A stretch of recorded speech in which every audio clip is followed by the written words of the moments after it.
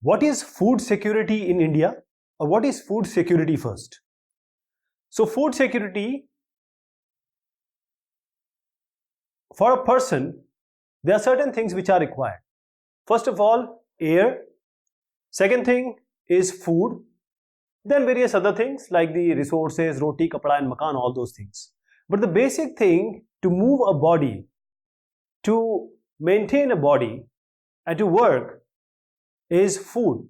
So every citizen of the country, wherever it is, requires food. If a person is not getting food, he is food insecure. So what is food security? This has three aspects. First of all, the availability, then the accessibility, and then the affordability. So these are three A's.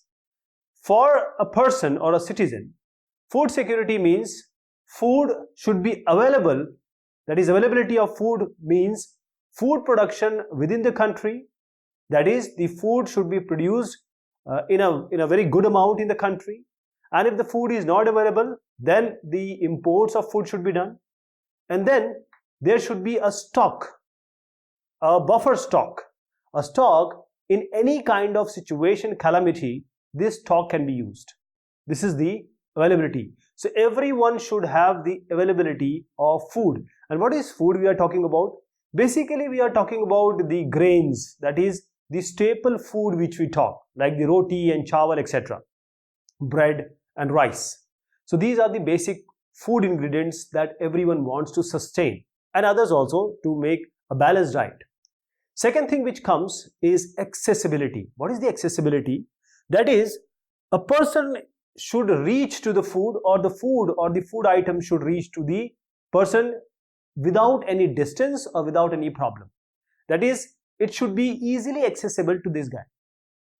The third one is that the samarthya, or the person should have enough money in his pocket to buy this food in sufficient, safe and nutritious food manner. That is, whatever the dietary needs of a person. So a person would need what? For eyes, he may need what? Vitamin A. For his bones, he may need calcium. So all these, body parts and working of a body requires various dietary needs, nutritious food. So a person should get, food security means, he should get with his pocket, whatever he has, sufficient, safe and nutritious food. So these are the three aspects of food security.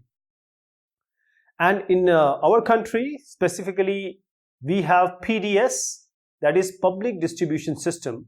So all the people at all times, food security depends on the public distribution system. Also, I'll talk about this PDS in detail. Then we have government vigilance, that is, government should look after this, that all the execution and the distribution of food is taking place properly to all the people who are standing in the last of the queue. So standing at the end of the queue, everyone should get it. And time to time action and security of this food, wherever there is a problem, it needs to be surfaced or it needs to be distributed properly whenever there is a situation of any problem or calamity. So the food security, this means availability, as we saw just now, the adequate food supply of basic food stuff. The nirdhan people or poor people, they want rice and grains for their basic needs. So even that should be available. There was a World Food Summit in 1995, and what was declared there, that food security at the individual, household, regional, national and global level, that is everywhere, exists when all people all times have physical and economic access to sufficient, safe and nutritious food to meet their dietary needs and food preferences for an active and healthy life.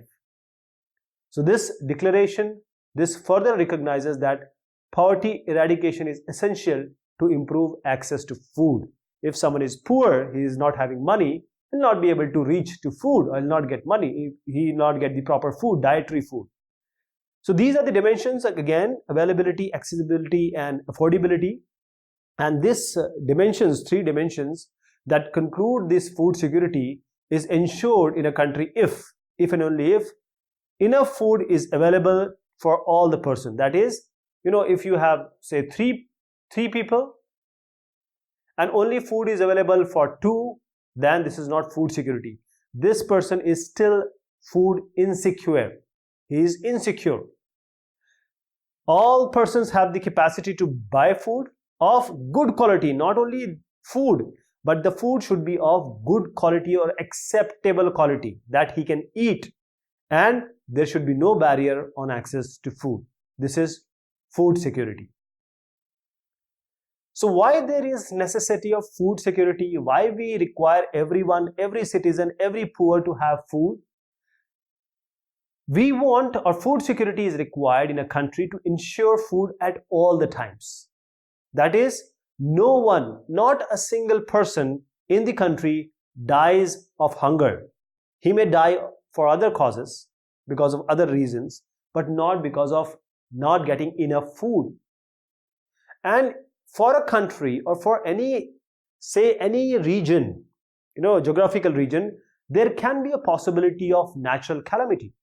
There can be a problem, right? And whenever there is some natural disaster or national calamity like the earthquake, drought, flood, tsunami, widespread failure of crops, and this cause famine. And mostly the poorest section of the society, they are affected by this. That is why they are more food insecure. They'll not get food here. Now, whenever there is a natural calamity like this, for example, widespread failure of crops. So when the failure of crops happen, the price of food grain will increase. The price will increase, and once the price will increase, the poor people will not be able to buy it, and there will be a shortage. There will be a shortage and price will go up. And at this price, poor people or some people may not buy it. And if this calamity goes on and on for say 1 month, 2 months, or even an year, if it stretches for a longer time, then this may cause in starvation, right? Bhukmari, starvation. And then massive starvation might turn into famine. That is, famine is akal. That is, this natural calamity, if it happens, it will adversely affect everyone. That is why we need food security. So we just talked about famine and starvation. So in 1943 in Bengal, this is a very, very important thing. A famine took place, and this was a very devastating famine that took place in Bengal, and 30 lakh people died. How many? 30 lakh people died. The price of rice, the staple diet of the food in the region, it increased sharply at this time. So the famine is characterized by the widespread death, as you see, because of the starvation, because of the epidemics, because of the diseases, because people are forced to drink unhealthy or impure water, the decaying food, the loss of the body resistance due to weakening from starvation. This may happen. That is why we don't want any situation like famine and starvation. That is why everyone should have the food security. No one should be food insecure. If you see this, these are the pictures of this 1943 famine that happened in Bengal, and you can see the situation. Here the people are leaving the region where they live, because if they stay here, they will die. After this 1943, fortunately, India has not faced, our country has not faced any famine like this. So there is, after independence, we have no famine like this. But still, there are places in Odisha like Kalahandi and Kashipur, and there are other places like Baran district in Rajasthan, in the Baran district, and then we have Palamau, that is Palamau in Jharkhand. This is in Jharkhand, and all these remote areas we always hear death due to starvation, death due to not eating proper food or not access to food. So this is happening in our country. That is why we need food security. So as we just saw that who are the food insecure people? How and when will you decide that this person is a food insecure? Mostly the people who are not having money or who are poor. For example, those who are not getting food and nutrition properly. And if you go to rural areas, that is Gramin Kshetra, the landless laborers, agriculture laborers, the traditional artisans, the petty self-employed workers who are employed by themselves, who don't have land. If you come to urban areas, that is the Nagariya Kshetra, you'll see beggars, the homeless people, they don't have anyone there. And beggars, they don't, they are only eating when they get some money from someone. And also casual laborers who don't get employed every time. That is, they are ill paid. And some construction migrants, people who are in construction and they have migrated from somewhere. And there are workers who only get seasonal jobs. All these people are food insecure. That means the availability, accessibility, and the third one, affordability of food can diminish for them anytime. They might not get food, proper food anytime because they are vulnerable, they are food insecure. And mostly if you talk about women, the pregnant women or nursing mothers who are feeding their child, right? And the children, especially the women kids who are 5 years old and less, they are food insecure. So the second NHFS, that is the National Health Family Survey, and this conducted during 1998 and 99, it estimated about 11 crore women and children in India, they are food insecure. And this is the time 1998-99. So this has come up that 11 crore, this is a very huge amount, that this amount of women, our half, you can say the population, among them 11 crore, they are facing this problem. And apart from this region, these people, the region also, there are different regions. See, if this is a region, okay, somebody is living here, it is very difficult if something happens to reach him. So there are places also which are insecure, food insecure regions. So those places like the states which are, or the regions which are economically backward states, where the level of poverty or the nirdhanta is too much. The tribal people, the people who are living in very arid or remote areas, and those places which are generally shocked by natural disasters, like the eastern and southern or southeastern parts of Uttar Pradesh, the Bihar, the Odisha, the Jharkhand, West Bengal, Chhattisgarh, Maharashtra, and there are parts of Madhya Pradesh also. And here we have large number of food insecure people. So before I go ahead and talk about hunger, let me take the story of Ramu and Ahmed. Now what I'm trying to suggest here is you just try to understand what problems they are facing, what is the food insecurity they are facing, why we need food security. So now Ramu is casual laborer in agriculture in Raipur village. He has an eldest son, Somu, 10 years old, and he works with Sarpanch and look after the cattle of Satpal Singh. Somu is employed whole year, he is just given 1,000 rupees. Can you imagine? 1 year, 1,000 rupees. Ramu has 3 more sons and 2 more daughters. They are too young to work in the field. Ramu's wife, Sunahari, also work a part-time as a house cleaner for the livestock, and she removes and manages cow dung. She gets half liter milk and some cooked food along with vegetables.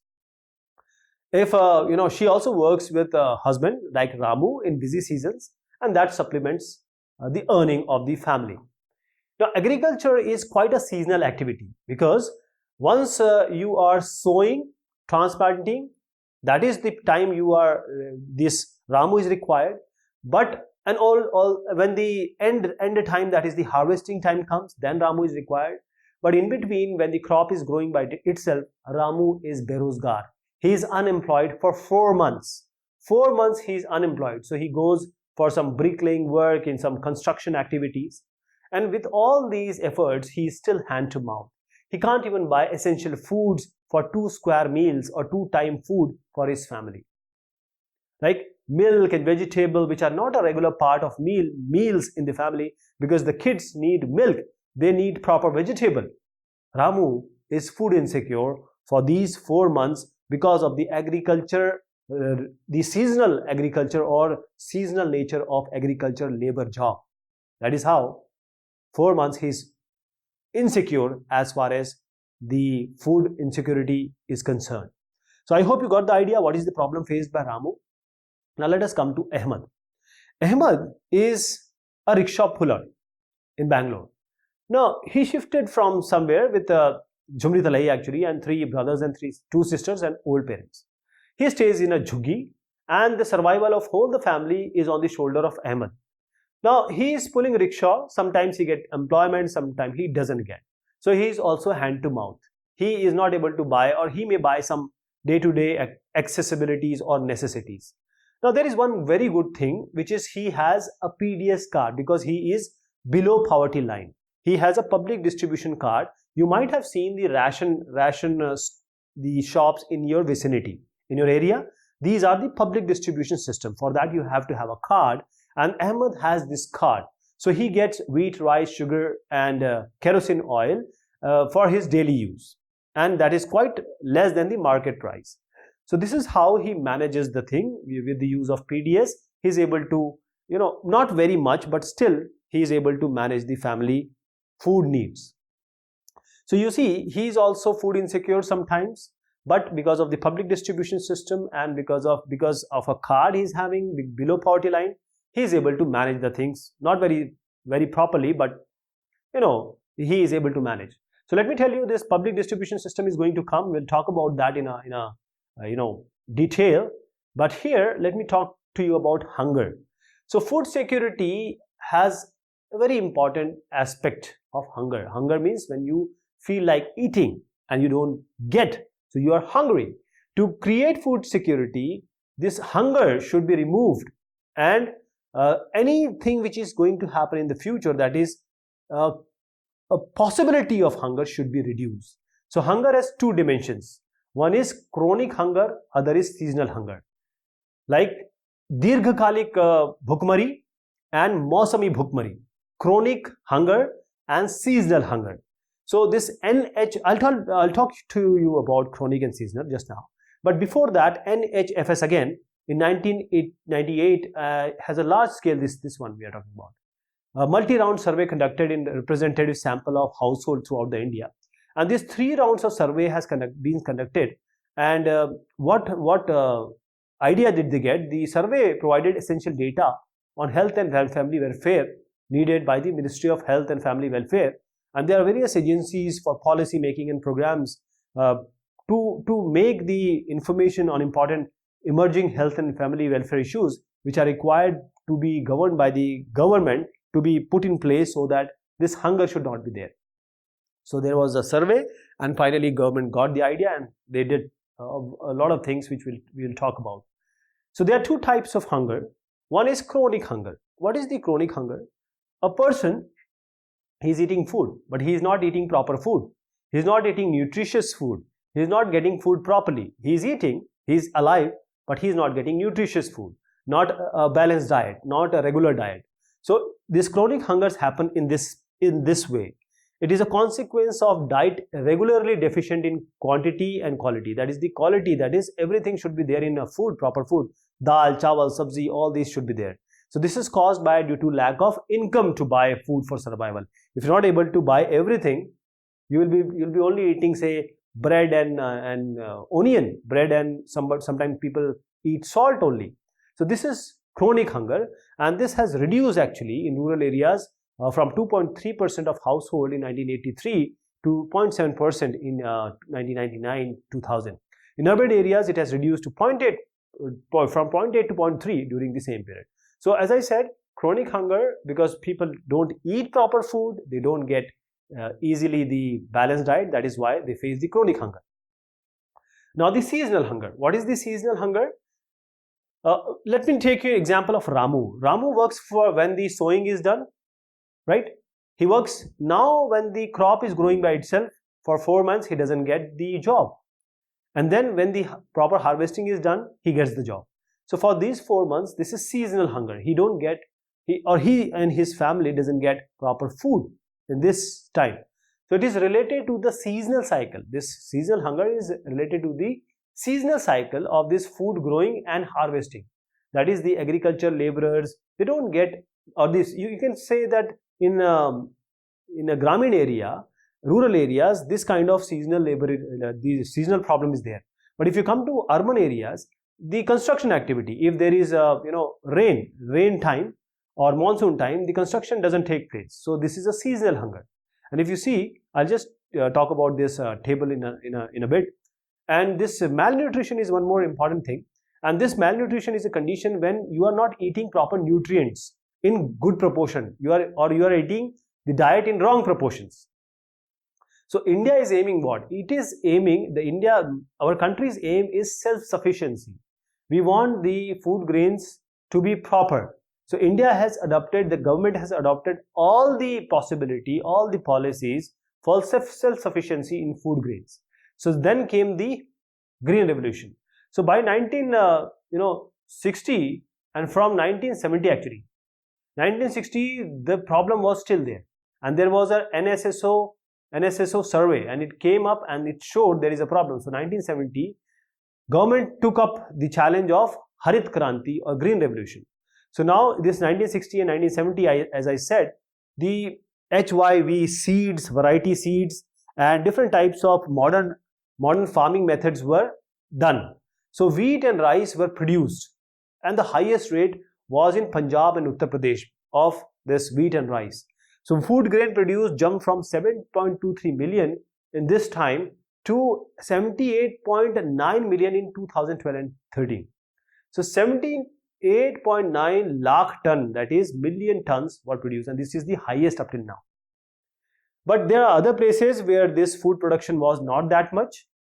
Okay, this is called wheat revolution. Actually, Indira Gandhi, the Prime Minister of India, she introduced a dark ticket, and this was a very impressive progress of Green Revolution of agriculture by releasing a special stamp which was entitled Wheat Revolution in July 1968. And this was just because the people, the farmers, they worked hard and actually made this Green Revolution happen. And now India is self-sufficient because of this amount of surplus, or you can say adhishesh grains we have. So FCI, this Food Corporation of India, was set up, and this what happens here. Food Corporation of India is an Indian organization or a government organization. What it does is this FCI, and this was set up under the Food Corporation Act 1964, and this was to safeguard the farmers and also to distribute the food grains which are in surplus amount and throughout the country. So PDS system and maintaining the satisfactory level of operation and buffer stocks also. So Food Corporation of India, it buys the wheat and rice from the farmer, and they before the crop they introduce or they declare the minimum support price. Now before even starting the crop activity, the farmer is aware that this is the minimum support price he is going to get. For example, for 100 kilos, that is 1 ton, he may get say 1,000 rupees. So he is aware. Now he sells the food which is adhishesh extra with him to FCI. Now FCI takes it with all the farmers. Now the FCI keeps or bhandaran or stores all these grains like rice and wheat, and this is sent to the public distribution system of various area. And these areas are what? These areas are different regions, and having this public distribution system is nothing but the ration shops in your area. So this happens, and from there you have a BPL card or below poverty line card or APL card. You go and you get the rice, grain, etc. in very less amount, 2 rupees, 3 rupees per kg. Now minimum support price, this is the price, as I said, this is the price at which the government and through the FCI they do it. FCI, Food Corporation of India, purchases, buy the crops from the farmers. Now farmers are also happy because they have someone so that they can sell their stuff, what they have created. Now we have 27 crops being purchased with such prices, including variety of cereals, pulses, oil seeds, fiber crops and others in our country. Security in India, we talked about the Green Revolution that started in early 1970s. Since then, our country has avoided any kind of famine, even during when the weather conditions are adverse. India has now become self-sufficient in food grains during the last 30 years because of various variety of crops being grown. Food grains availability, even in the conditions which are adverse, you can say the weather conditions are adverse, it is ensured by some government plans, and these are food security system by the government, and this consists of maintaining the buffer stock of food grains along with the, so we have first thing is buffer stock along with the public distribution system for the eatables, that is the staple food ingredients, food grains and other essential items. So what is this buffer stock? Let me tell you in a layman language that your family requires say 10 eggs. So your father brings 12 eggs. Why? Because of the contingency situation, this 2 is extra. So this 2 extra is the buffer. Normal way we talk that this 2 is extra or buffer. So buffer stock, it is the stock of food grains which is mainly consisting of wheat and rice, and this is procured by the government, which is purchased by the government, and this wheat and rice is purchased from the farmers by whom? Through FCI, Food Corporation of India, FCI. These farmers who have surplus production, and mostly the states which are producing surplus, they are, FCI is taking from them, and they, before the crop are grown, they are announcing the minimum support price, and now the farmer on this minimum support price, they sell their wheat and rice to the FCI. Now the farmer which has given surplus, say wheat or grain here, this is the buffer stock with FCI. Now this stock is maintained. Now the FCI, you can understand, now it has different kind of wheat, grain, wheat, rice, etc. here, which they have procured from farmer. Now they send it to the PDS, public distribution system. So there is a proper network, and this finally comes to your, if you are living here, there will be a shop. Okay, this is a ration shop, and here you get what? You get wheat, you get rice, you get the kerosene oil, you get sugar at very less price, say 2 to 3 rupees like this per kg you get.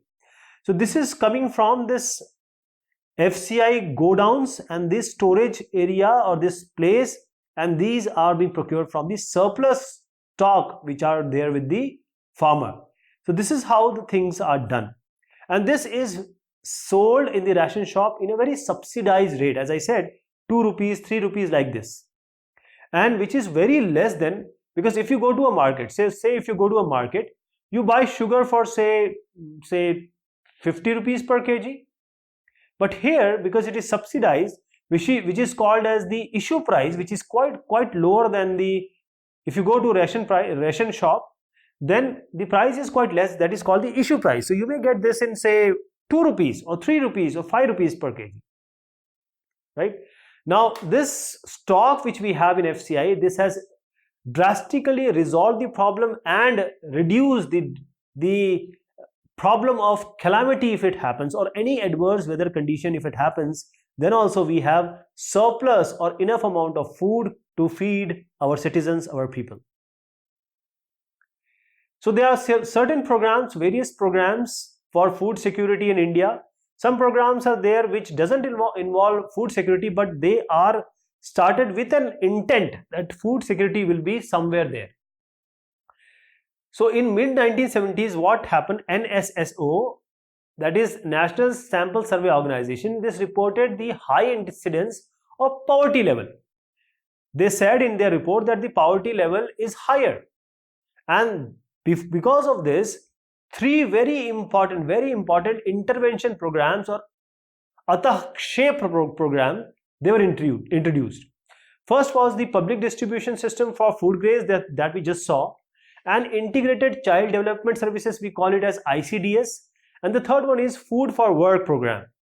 So this means that the public distribution system, the government, as I said, FCI through FCI, Food Corporation of India, they procure from the farmers or from the rich state or the states which produce rich or surplus amount of grains, and then they send it to the poorer section of the society through a network which is called public distribution system.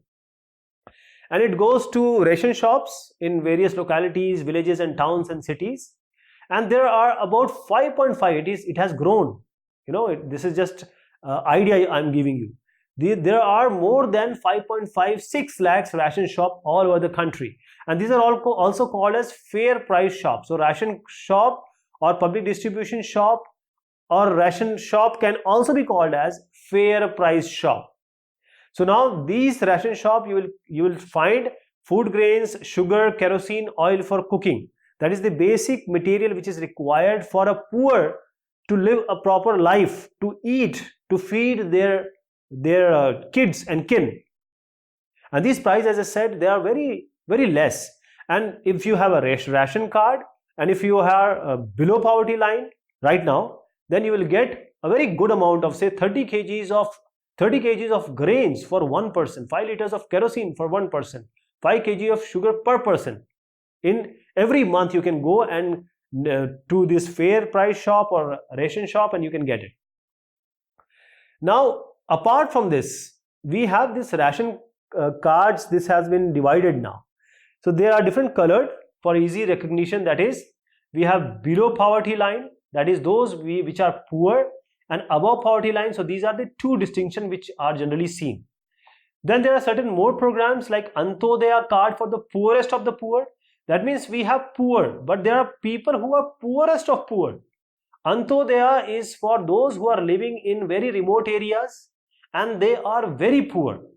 Antodaya was for them. Antodaya means, Ant means end. That is, the person who is standing on the in the end of the queue. For them, the food should be available. Then the BPL card for families which are below poverty line, as I said here. And then we have APL, that is APL cards for others which are above poverty line. So these are the three kinds of cards being issued, or you can say ration cards being issued. Now this rationing, it is a term given to government controlled distribution of resources and scarce goods or services. And this restricts how much people are allowed to buy or consume at a particular time with a particular period. So this rationing in India was introduced way back in 1940s because of the backdrop of Bengal famine. As I earlier mentioned, 30 lakh died there. But it was revived. It was revived in the wake of acute food shortage during the 1960s prior to the Green Revolution. So this was properly revived or rejuvenated. So this is the picture of one of the ration shop, how you go and take food and various other items with very low price. So let me just take you through this one. We discussed it already. These are some important features of this public distribution system. This PDS, you can see the price, right? Up to 1992, everyone could get everything in the ration shop, whatever is available there. And the wheat and rice cost were just 2.34 rupees per kg. The rice cost was only 2.89 per kg. Similarly, there was a revised PDS, especially for the backward blocks, and it was being decided, rationing was done 20 kg of food grains, and the price is here. It is way less than what you get in the normal market. Then this is TPDS, that is for poor and non-poor, both of them. Again, the prices are here. Now the fixed value was 35 kg of food grains, so it was increased in 1997. Then the Antodaya for poorest of the poor, it was started in 2000. And then for the people, for the senior citizens, means those citizens which are senior and they are poor also. For this APS system was introduced in 2000 only. And for the senior citizen, 10 kg of food grains and without any price, free. If someone is above 60, he is poor, he has BPL, he will get things for free. And this is a very good thing which was introduced by the government. Now, what is the current status of PDS? Previously, PDS, when it was started, public distribution system, there was no discrimination. Poor and non-poor, they all get the food or whatever is there in the ration shop. So then in 1992 it was quite revised. If you see here, in 1992 it was revised. It was called as revised public distribution system. So it was revised public distribution system, and that was started in 1700 blocks of the country to provide benefits now to those people who live in remote and backward, that is poorest of the poor. And in 1997 what happened? Targeted public distribution system, this is TDPS, targeted public distribution system, was introduced for those areas which are poor, means target the poor in all the areas, and with a lower issue price. Now the issue price, that is the price in which the people can get the food grains, was very low. Now it was being decreased. Then year 2000, two special schemes as we just saw, Antodaya Anna Yojana and Annapurna scheme. So this Antodaya was for the poorest of poor. That is in 2000 it was launched, and 1 crore of poorest among the BPL, below poverty line, these were covered under this TPDS, targeted public distribution system, were identified, and they were being fed. So poor families were identified by the respective state rural department development departments through a below poverty line BPL survey, and 25 kg of food grains were made available to each eligible family member at a highly subsidized rate, and this subsidized rate was very less, 2 per kg, 2 rupees per kg and 3 rupees per kg. And then in 2002 the amount was also increased, not only 25 kg, now they may get it 35 kg per person. Then came the Annapurna, this scheme Annapurna, and this is for the indigent senior citizen, that is 10 kg for free for senior citizens. Those who are not receiving any pension, they don't have any source of income, they have no family support, or you can say they are destitute, those senior can get 10 kg for free. And this was a very important program, Annapurna scheme. So these were all programs, and there are, this PDS was quite successful. Right now also it is very successful. First of all, this public distribution system, why it was remarkable? It helped the government to stabilize the food grain prices so that it is available to consumers at affordable rates. Everyone could get it. So the price is common, price is fixed, that is everyone can get it. And it also avoid the hunger and famine situation, widespread this hunger and famine situation, by supplying food from surplus region to the deficit ones. Like Punjab, they are creating a lot of wheat, so that can be taken to those places where hunger and famine is there. And it also helped in increasing the food grain production, besides providing income security to farmers, that is MSP they are getting in some areas. So this PDS has multifold remarkable achievement. But the thing is, there were criticism also for PDS, because the government can start a program, but the implementation, execution is very important. So it needs to be improved because of certain reasons. First of all, the buffer stocks are much higher than the rules. In some FCI go down, if you see, if the buffer stock is say 10 and the FCI go down is having 15, so 5 is extra.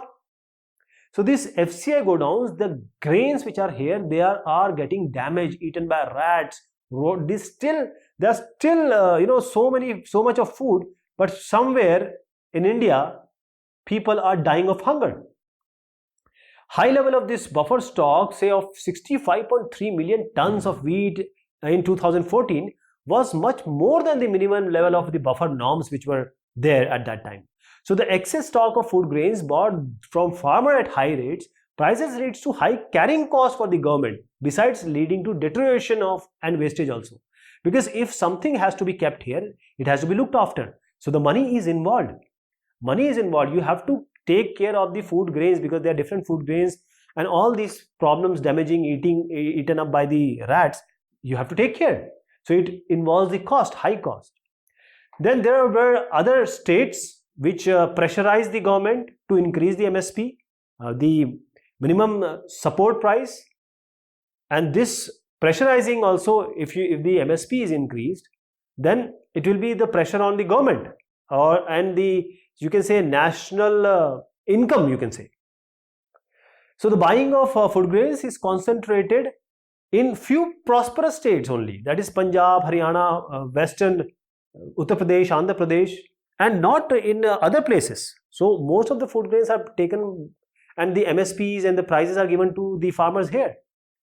The high MSPs that have made farmers to cultivate wheat and rice. So now if MSP is higher, say if you are giving 1000 rupees for 100 kg or 1 ton, and you are giving say 500 rupees for say jawar or bajra. So now nobody is going to grow jawar or bajra. Everyone is going to grow wheat or rice only. And for poor people, this jawar and bajra, that is called that is the big grains, they are very important. So now this soil degradation, if you see, if the rice especially, it needs a lot of water, and it results in the degradation of the land also, and depletion of the water table. So all these problems came up, and people were just not willing to grow jawar and bajra because they are getting higher MSP prices for the wheat and rice. So these were the criticism of PDS. And there were people who were doing malpractices also. This PDS, when it became effective in various regions of the country, the dealers who were in the ration shop, what they started doing, they were doing some malpractices. First of all, the good grains, they are diverting or taking it to the market because they were getting better margin.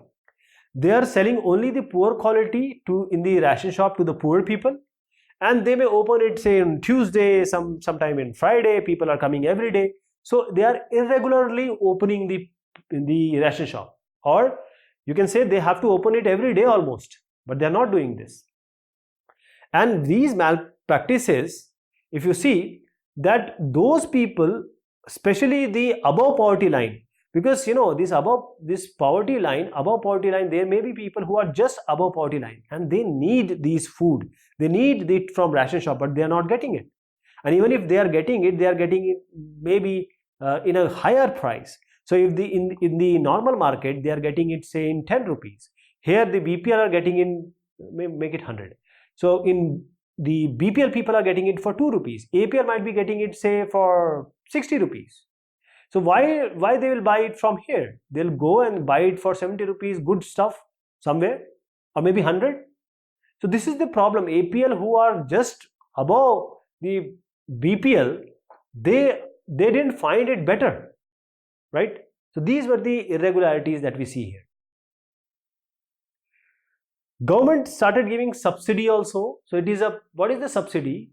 It is a payment that government makes to producer to supplement the market price of commodity. That is, government adds up from their pocket. Subsidy helps in keeping the consumer prices low while maintaining higher incomes for domestic producers. I'll give you an idea. See, the FCI buy from the farmer, say in 100 rupees for say 100 kg. Now the FCI is buying in 100 rupees. Now it is selling it for say 2 rupees or 1 rupees in the ration shop. So who is going to suffer, or who is going to give this difference of amount? Of course the government gives, and that is the subsidy. Means the amount which government add in order to give it for such a low price, because actually they are buying from the farmer in a good price. So this is the subsidy. Then we have ICDS, that is Integrated Child Development Services. In 1975, it was introduced as on the experimental basis. The aim is to provide children up to 6 years of age supplementary nutrition, immunization, health checkup and referral service, preschool, non-formal education, as well as nutrition and health education for their mothers. This was ICDS after the NSSO survey. Then Food for Work. The main objective is that you work and you take money. We are not giving you wage or money. You come and I'm not going to give you money. You come here and I'll give you the food in return for unskilled, especially the unskilled laborers and those who get less employment. Then the National Food for Work program. This program was launched in 14 November 2004 in 150 most backward places or districts of the country. And the objective was simply to intensify the generation of supplementary wage employment. And the program is open to all rural poor who are in need of wage employment and they desire to do some manual skilled work. It is implemented as a 100% central government sponsored scheme, and the food grains are produced to the states free of cost. The collector is the nodal officer at the district level and has the overall responsibility of planning, implementation, coordination, monitoring and supervision. The program for 2005 has since been subsumed with the NREGA, that is the Rural Guarantee Act. Then the poverty alleviation programs, PAPs, that is Garibi Hatao program.